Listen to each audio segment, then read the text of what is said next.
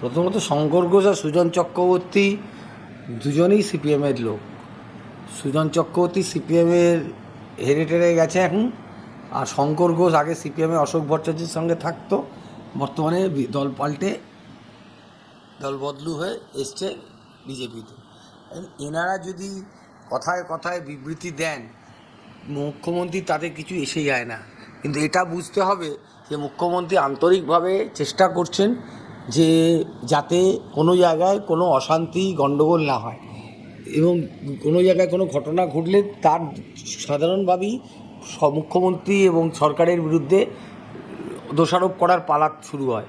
তো নিশ্চয়ই মুখ্যমন্ত্রী হিসাবে তিনি চাইবেন না কোনো জায়গায় কোনো অসুবিধে হয়, তার জন্য তিনি নির্দেশ দিচ্ছেন প্রশাসনিক সভায়, তিনি বার্তা দিচ্ছেন যাতে পুলিশ আরও বেশি অ্যালার্ট হয়, আরও সতর্ক থাকে। বাংলা হান্টের আরও খবর দেখতে নজর রাখুন। বাংলা খবর মানেই বাংলা হান্ট।